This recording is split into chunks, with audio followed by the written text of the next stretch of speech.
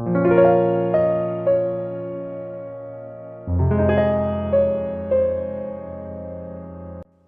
the name of the Father, and of the Son, and of the Holy Spirit. Amen. We thank the Lord yet for another opportunity to share His word. As I welcome each and every one of us to Saturday, the feast of St. James the Greater. The theme of our reflection is, In God, your tears are not wasted. 2 Corinthians chapter 4 from verse 7 to 15, Psalm 126, and the Gospel according to Matthew chapter 20 from verse 20 to 28. Going through the first reading from 2 Corinthians chapter 4 from verse 7 to 15, we see a reflection of the lives of a good number of us. For many of us, our lives are filled with sorrows, sufferings, and difficulties. Each passing day brings for us problems upon problems. Things seem not to be improving. Our businesses are crumbling. Our lives are in disarray, as there are no food, no shelter, no good jobs. Our children don't regard us. Our sick and aged parents are overbearing and difficult to manage. And on most occasions, we can't help them because we are incapacitated. We are in a marriage where there ought to be love, yet we are lonely, depressed, and frustrated. Our husbands or wives have become thorns in our flesh, being insatiable at all our efforts to broker peace and sustain love. Hence, in our marriages, we seem imprisoned, suffer isolation, and are starved of love and peace. In all this, no one seems to understand us. No one seems to assist us. No one seems to even listen to us. In tears and pain, we are perplexed. We ask lots of questions, yet we don't receive answers. We cry like Jesus on the cross in Matthew chapter 27 verse 46.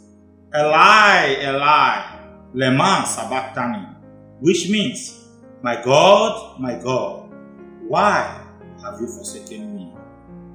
In our tears and difficulties, the injuries of our frustration are worsened by friends who betray, slander, persecute, and neglect us.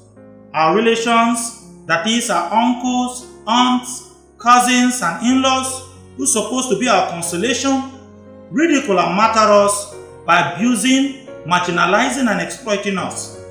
Yes, many times we are struck down, beaten, and dehumanized. Nonetheless, in all this, we are not crushed. We are not put to despair. We are not forsaken or destroyed, but to the glory of God, we are still alive. Yes, along with Christ, we bear the mark of His death in our sufferings and difficulties, and will, like Him, rise up from these problems. These problems can't overwhelm us, for we shall, like Him, resurrect above them. Thus, we believe in the words of St. Paul in his second letter to the Corinthians, chapter 4, from verse 7 to 10, that we are afflicted in every way, but not crushed, perplexed, but not driven to despair, persecuted, but not forsaken, struck down, but not destroyed, always carrying in the body the death of Jesus, so that the life of Jesus may also be manifested in our bodies. Children of God, God calls us not to give up on Him. He says in John chapter 14 verse 27 that we should not let our hearts be troubled or be afraid, but that we should believe in Him, for we shall become conquerors and victorious at the end, as He, Jesus, was after death. St. James, whose feast we celebrate today, was the first of the disciples of Jesus to be martyred. He drank of the chalice of Christ's death in martyrdom, and by God's grace is in heaven with Jesus his Lord and God. He, along with Peter and John his brother, formed the privileged trio of Jesus' disciples who witnessed the events of this transfiguration in Matthew chapter 17 from verse 1 to 8, the raising of Jairus' daughter in Mark chapter 5 from verse 35 to 43, the cure of Peter's mother-in-law in Mark chapter 1 from verse 29 to 31, and the event of Jesus' agony in the garden in Matthew chapter 26 from verse 36 to 46.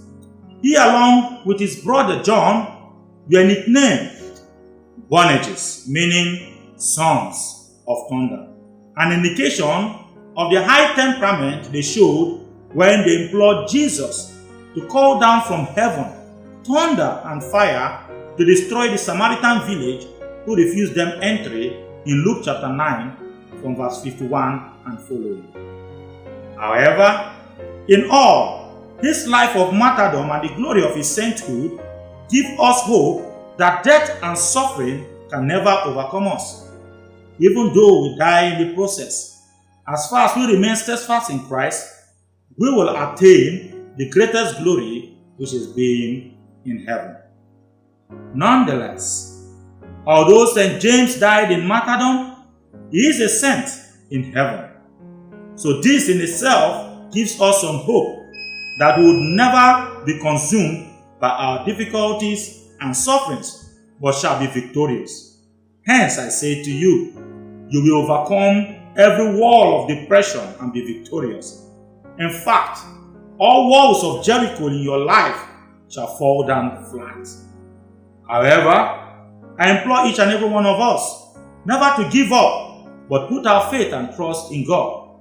For he has assured us in 2 Timothy chapter 4 verse 18 that he will rescue us from every pain, attack and difficulties and restore us to safety.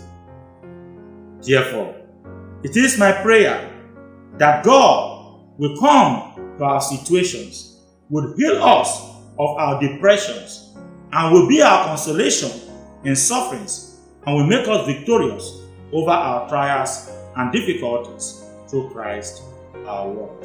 Amen. May Almighty God bless you, the Father, the Son, and the Holy Spirit.